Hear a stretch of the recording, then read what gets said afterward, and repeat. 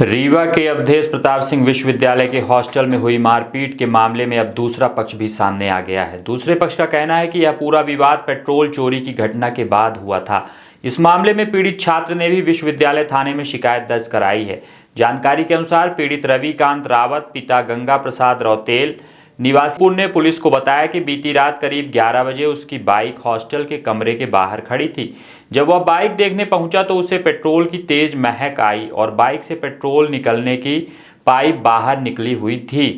रविकांत के मुताबिक उसने जब साथी छात्र आदित्य सिंह से पूछा कि उसकी बाइक के पास कौन कौन खड़ा था तो उसने बताया कि दरवाज़ा खोलते समय वहां आदित्य द्विवेदी और उसका एक साथी मौजूद था जो हॉस्टल का छात्र नहीं है। रविकांत को देखते ही दोनों वहां से भागने लगे।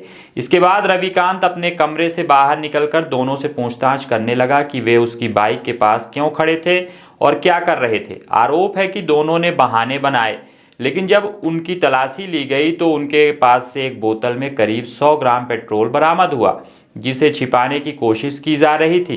इसी बात को लेकर दोनों पक्षों में कहासुनी शुरू हो गई जो देखते ही देखते मारपीट में तब्दील हो गई। पहले एक पक्ष ने थाने में शिकायत दर्ज कराई, वहीं अब इस मामले में दूसरे पक्ष से रविकांत रावत ने भी विश्वविद्यालय थाने में अपनी शिकायत दर्ज कराई है।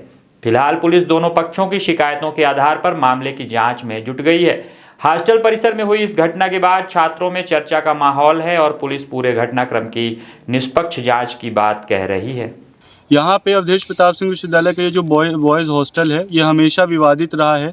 इस तरह के प्रकरण जहाँ पे छात्रों के साथ असुरक्षा, मारपीट, ये सारे मुद्दे यहाँ पे होते आए हैं। विद्यार्थी परिषद ने कई बार विश्वविद्यालय प्रशासन से मांग की कि यहाँ पे समुचित सुरक्षा व्यवस्था की जाए, कैंपस में सीसीटीवी कैमरे लगाए जाए, लेकिन अभी तक विश्वविद्यालय प्रशासन के कान में जू तक नहीं लगी। आखिर क्या कारण है कि विश्वविद्यालय में रहने वाला, विश्वविद्यालय में पढ़ने वाला छात्र ही अगर सुरक्षित नहीं है तो आखिर विश्वविद्यालय में सामान्य व्यक्ति अपने आप को कैसे सुरक्षित महसूस करेगा? क्या कारण है कि कुलगुरु सामान्य छात्र को सुरक्षा व्यवस्था नहीं मुहैया करवा पा रहे हैं? आखिर यहाँ पढ़ने वाला छात्र जो घर गाँव छोड़कर यहाँ पे पढ़ने आया है, विश्वविद्यालय प्रशासन के भरोसे रह रहा है यहाँ पे, उसकी क्या गलती है? आखिर विश्वविद्यालय में मैं ये पूछना चाहता हूँ कि कैसे कोई भी सामान्य विद्यार्थी जो हॉस्टल में नहीं रह रहा है वो कैसे यहाँ पे आ जाता है? क्या विश्वविद्यालय हॉस्टल प्रबंधन की जवाबदारी नहीं है कि ये सुनिश्चित करे कि यहाँ पे हॉस्टल में केवल वही छात्र रहेगा जो यहाँ हॉस्टल में रहता है? 11:30 बजे रात की ये घटना है। मैं पूछना चाहता हूँ क्या यहाँ पे कोई गार्ड था, और अगर गार्ड थे यहाँ पे सुरक्षा के लिए तो वो क्या कर रहे थे?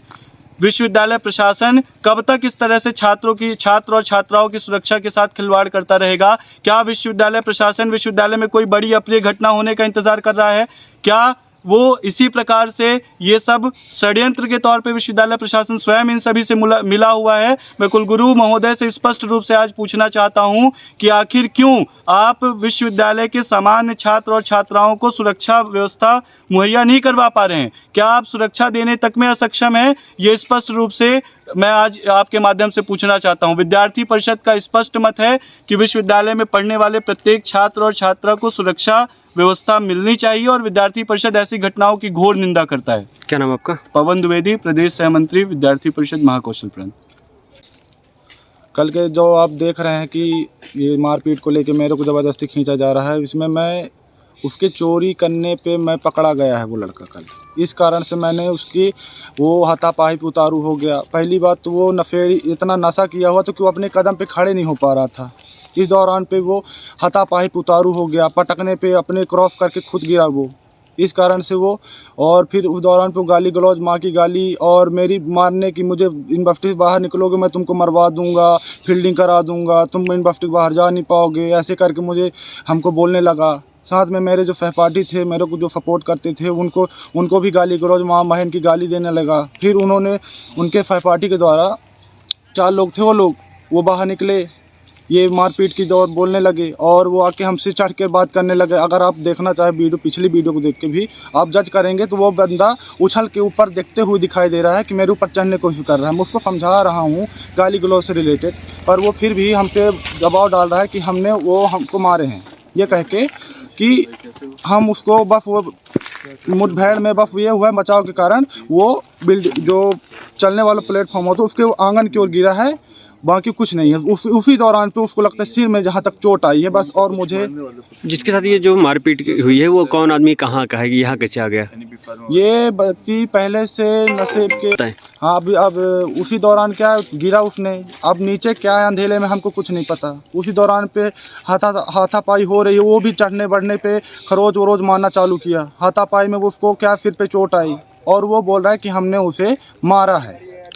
तो बाहर का आदमी यहाँ एंट्री कैसे हो गई उसकी, क्या के लिए आया था? वो पहले इसका हॉस्टल में एंट्री है, पर एक सहपाठी उसका साथ में था जिसकी हम ना उसको पहचानते हैं ना उसका रूम अलॉट है।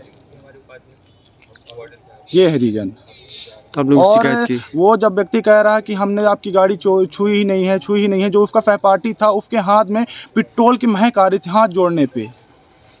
अच्छा, पेट्रोल चोरी की घटना भी, घटना हुई? पेट्रोल चोरी की घटना, और साथ में जो जो पेट्रोल था वो साइड पॉकेट में छुपाने की कोशिश किया। मैंने जब चेक किया तो सीनियर जूनियर का खेल खेल रहा है कि हम सीनियर हैं, हम क्यों चेक कराएं आपसे। और उसी के दौरान पे वो गाली गलौज कर रहा है साथ में। हम सोचे कि रहने देते हैं, दारू पिए हैं, गांजा पिए हैं, हम सोचे नशेड़ी है आदमी, छोड़ देते हैं। फिर उस दौरान पे वो बताया ना सर कि वो रूम के अंदर गया और गाली गलौज करना चालू कर दिया। आप लोगों ने शिकायत इसकी कहाँ की? हमने सोचा कि सुबह तक में हम वेट करते हैं। सचिव जी हमारे जो हैं उपाध्यक्ष, उनको हमने बताया कि ऐसी ऐसी बात है। वो आए थे, हमारी सुलह पहले करा के गए। फिर उस दौरान फिर ये हाथापाई पे उतारू हो गए। यही है। शिकायत आप इसकी दर्ज कराए हैं थाने में? यस, हमने अभी दर्ज कराई है, एफआईआर हमने भी दिया, रिटर्न हमने भी दिया। उसके साथ ही जो है फेयर है हमारा। क्या नाम आपका? मेरा नाम रविकांत रौतेल है।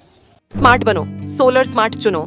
प्रधानमंत्री सूर्य घर योजना 78,000 की सब्सिडी के साथ राजकिरण इंटरप्राइजेस से सोलर अपनाओ, बिजली के बिल की परेशानी से निजात पाओ। राजकिरण इंटरप्राइजेस, हमारा पता है जॉन टॉवर, कॉलेज चौराहा, रीवा।